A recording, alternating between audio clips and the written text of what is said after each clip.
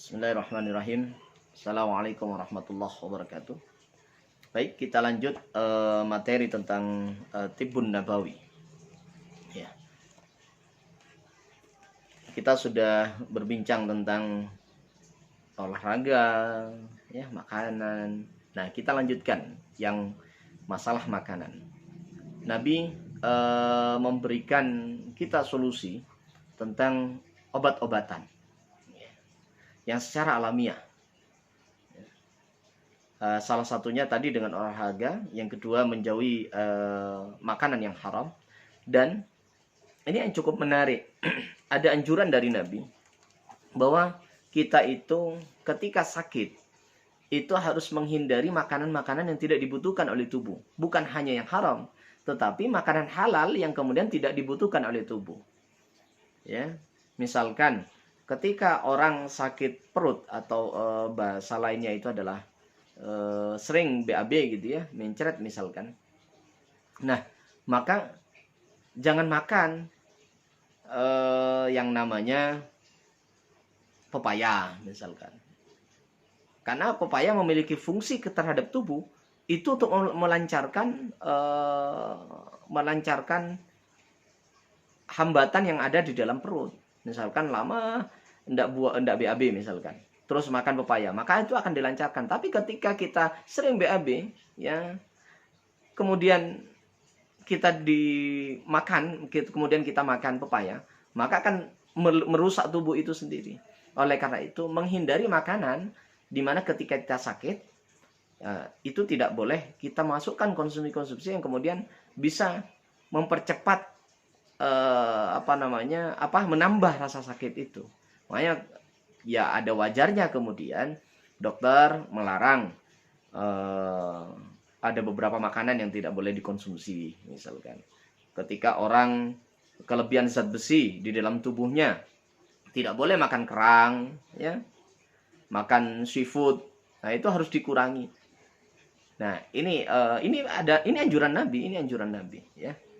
Nah, kemudian yang menarik lagi, dianjurkan untuk makan bubur. Misalkan ketika ada orang yang kadang sakit tenggorokannya, susah untuk masuk makanan, maka Rasulullah menganjurkan untuk makan bubur. Itu bukan maunya orang itu sendiri, tapi dianjurkan oleh Rasulullah.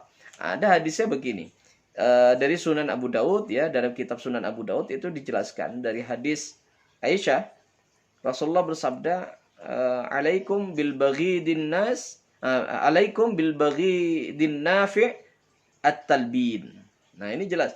Hendaknya ya kalian mengonsumsi makanan yang mungkin kurang enak tetapi bermanfaat. Ya, kurang enak memang bubur itu. Apa kata Rasul? Yakni at-talbin. Ya, at-talbin. Yaitu makan bubur kambing, ya, gulai kambing, gulai daging. Ya. Bubur gulai daging. Memang tidak enak makan bubur itu, tapi dibutuhkan oleh tubuh dan bermanfaat oleh tubuh. Nah, artinya berikan tubuh ini makanan-makanan yang bermanfaat. Dan jangan sampai ketika kita sakit memasukkan makanan yang tidak dibutuhkan oleh tubuh. Misalkan seorang wanita banyak mengkonsumsi nanas misalkan. Nanas itu berpengaruh terhadap darah seorang wanita. Ya, bahkan konon itu orang yang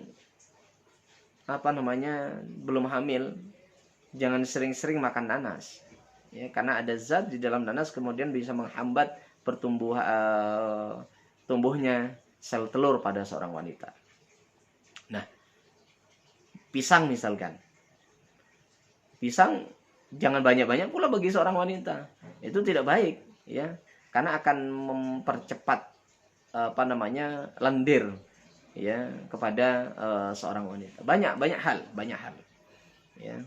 Apa yang alamiah lagi, misalkan kita mengkonsumsi air. Nah, makanya air ini dibutuhkan oleh tubuh, itu alamiah. Makanya minimal dalam satu hari seorang itu mengkonsumsi air itu minimal 2-3 liter per hari. Ya, 2-3 liter per hari. Itu untuk menjaga stabilitas, keseimbangan di dalam tubuh.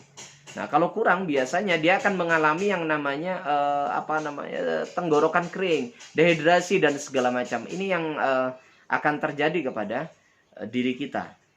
Nah, dan selanjutnya pengobatan yang dianjurkan oleh Nabi yaitu adalah madu. Nah, madu ini menjadi sangat penting.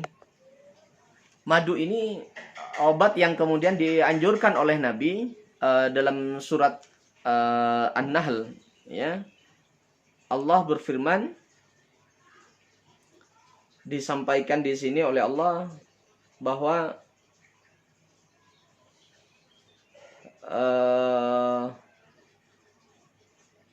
Allah menyampaikan, ya, mengilhamkan kepada lebah, yaitu buatlah sarang di gunung-gunung, di pohon-pohon kayu, dan di tempat-tempat yang dibikin manusia. Nah, ini jelas, ya. Kemudian makanlah dari segala macam buah-buahan, lalu tempuhlah jalan Tuhanmu yang telah dimudahkan bagimu. Dari perut lebah itu keluar minuman madu yang bermacam-macam warnanya. Di dalamnya terdapat obat yang menyembuhkan bagi manusia. Sungguh pada yang demikian itu benar-benar terdapat tanda kebesaran Allah bagi orang yang berfikir. Jelas di sini Allah menjadikan madu itu sebagai obat. Kenapa? Karena lebah itu mengkonsumsi sari-sari makanan dari sekian banyak bunga, dari sekian banyak buah. Artinya apa yang masuk ke dalam lebah itu adalah hal-hal yang baik, dan itu adalah sari-sari makanan. Nah, ketika madu ini dikonsumsi oleh tubuh karena itu mengandung sari-sari makanan, maka pastilah tubuh itu akan sehat. Cuma permasalahannya, banyak orang mengkonsumsi madu tidak yakin bahwa madu itu akan memberikan kesembuhan kepada dirinya. Nah, sesungguhnya tanpa disadari itu pasti memberikan kesembuhan karena ada glukosa yang masuk dalam dirinya. Sedangkan glukosa itu pasti dibutuhkan oleh tubuh. Ya. Nah, oleh karena itu menjadi sangat penting madu ini untuk dikonsumsi, menjadi konsumsi kita di dalam melakukan penyembuhan terhadap segala macam penyakit. Ya. Nah, karena madu sendiri juga ada berbagai macam madu, ada madu hutan, ya, ada madu putih, ya, madu putih itu dari karang laut, ya. Nah, saya kebetulan ada madu putih dan itu madu, tapi ada semacam kasar di madunya itu warna putih. Oke, madu itu menjadi obat, ya. Madu itu menjadi obat yang dianjurkan, dan bahkan tidak hanya dianjurkan oleh Nabi, tapi Allah pun kemudian menganjurkan untuk mengkonsumsi madu sebagai obat. Nah, ada obat yang lain, misalkan bekam, ini alamiah, ya, bekam, hijamah. Nah, hijamah ini bisa dilakukan pada waktu-waktu tertentu. Baik, untuk hijamah nanti kita akan bahas di berikutnya. Terima kasih banyak.